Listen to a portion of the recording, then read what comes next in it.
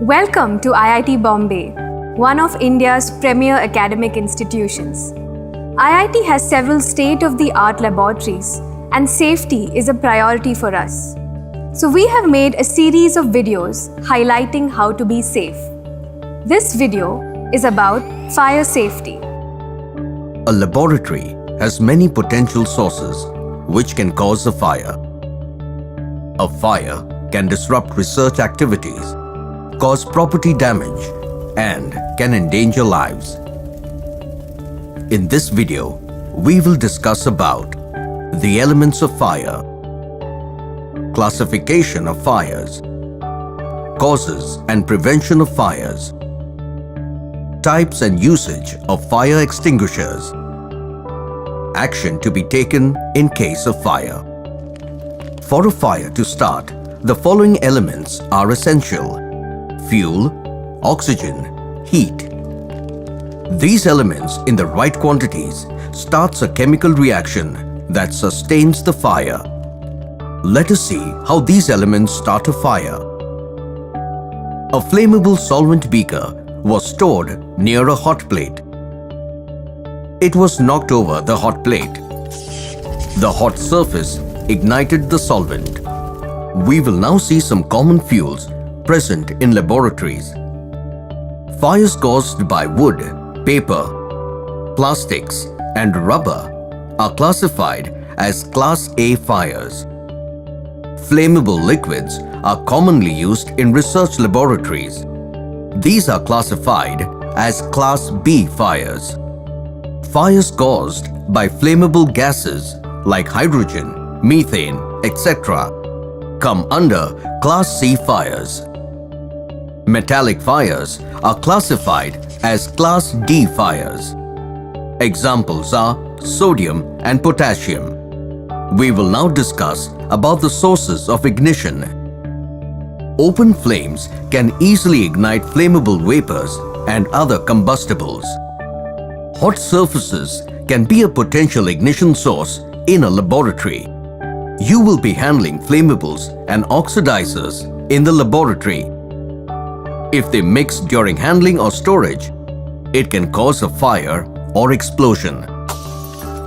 Poor electrical connections and overloading of circuits can result in a fire caused by overheating. Damaged electrical wires can cause a short circuit and start a fire. Electrical wires in contact with sharp edges and hot surfaces cause insulation damage and fire. Electric bulbs with high temperature can ignite combustible materials nearby. We can prevent fires by ensuring that the elements of fire don't come together. Do not use fume hoods for storing flammable chemicals. Keep fume hoods clean. Keep flammable chemicals away from sources of ignition. Improper storage and handling of flammable solvents can cause a spill and a fire. Use safety cans and cabinets for storing flammable chemicals. Segregate chemicals on the basis of compatibility to prevent mixing of incompatible chemicals. Electrical equipment switched on overnight can become a source of fire if a fault develops. Switch off equipment after use. Protect electrical cables from damage. Make sure you keep combustible materials away from electric light fittings. Ensure routine maintenance of electrical appliances. Maintain good housekeeping in your laboratory. Remove unwanted combustible materials. Now, we will discuss about the types of fire extinguishers. Water-type extinguishers are used to fight Class A fires. Water removes the heat from the fuel and extinguishes the fire. Foam-type extinguishers can be used to fight both Class A and Class B fires. Foam, when applied on the fuel surface, cuts off oxygen and also prevents vapor formation. Dry chemical powder extinguishers are used to curb Class B and Class C fires. The powder coats the fuel surface and inhibits the chemical reaction, thereby extinguishing the fire. There are also chemical powders which can be used for Class A, B, and C fires. You will find the letters A, B, and C written on the extinguisher. Carbon dioxide extinguishers are used for Class B and Class C fires. The advantage of this extinguisher is that it does not leave any residue. Hence, they can be used on electronic and electrical equipment. They extinguish fire by displacing oxygen, which is required for combustion.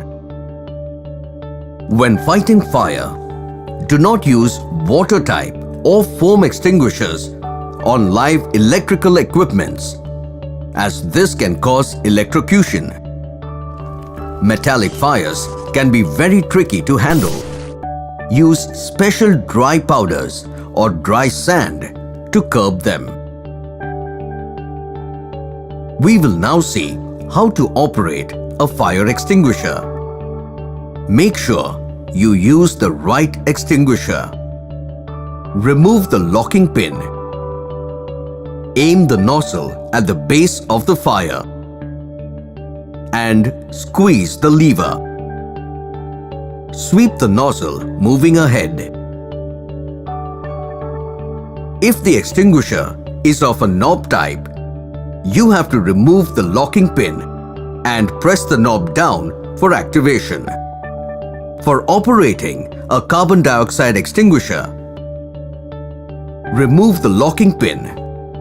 Open the valve fully in the anti-clockwise direction. Aim the discharge horn at the base of the flame. Use of fire extinguishers is voluntary and use them only if you have attended a practical training session. We will now discuss about the action to be taken in case of fire. The first thing you need to do in case of a fire is to alert everyone nearby. Then actuate the fire alarm. Also make sure you inform the security office.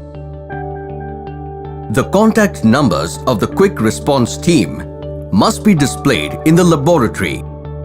Save the numbers in your mobile phone.